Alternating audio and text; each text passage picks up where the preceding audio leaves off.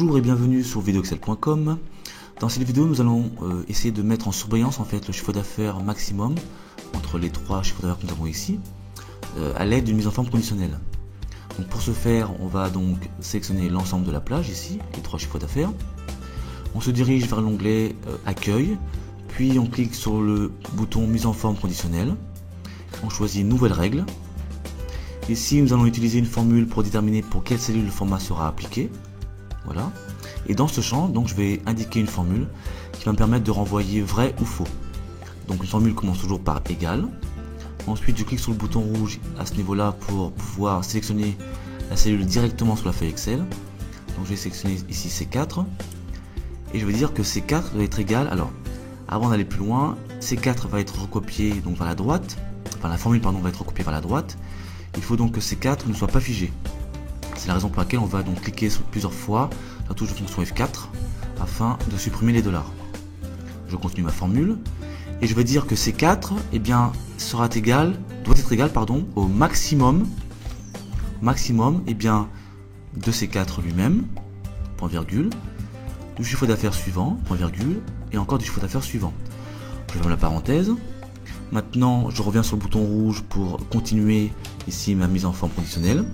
Je vais donc indiquer mon format en cliquant sur le bouton format ici. Voilà.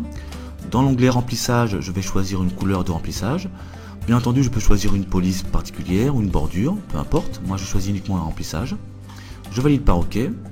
Je valide par OK. Et j'ai bien ici maintenant mon chiffre d'affaires maximum qui est de 23 000 qui est en surbrillance. On va faire une modification. Ici en 2010, on va mettre par exemple 48 000. Je valide.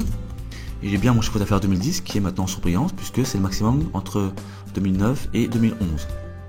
On va mettre un autre exemple ici, on va mettre par exemple 58 000. Donc 58 000. Je valide. Et j'ai bien mon chiffre d'affaires 2009 qui est en surbrillance. Donc nous avons réussi à mettre en surbrillance en fait le chiffre d'affaires maximum entre ces trois chiffres là. Petite remarque, donc au niveau de la mise en forme conditionnelle, donc j'y retourne. Donc onglet accueil, mise en forme conditionnelle, gérer les règles. Ici apparaissent donc les différentes règles qui existent sur la feuille. Donc je sélectionne celle-ci, je fais modifier la règle. Et ici on ne peut pas se contenter de mettre uniquement égal max 2, puisque ici on doit avoir une formule qui doit renvoyer vrai ou faux, et plus particulièrement vrai.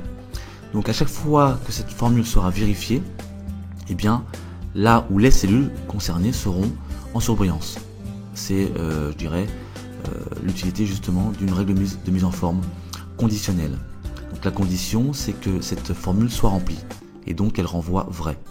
C'est la raison pour laquelle ici, on a bien que C4, donc C4 est égal au maximum de C4, puisque ici c'est C4 qui est le maximum. Voilà. Voilà, maintenant cette vidéo est terminée, merci de l'avoir suivie. Je vous dis à bientôt sur videoexcel.com.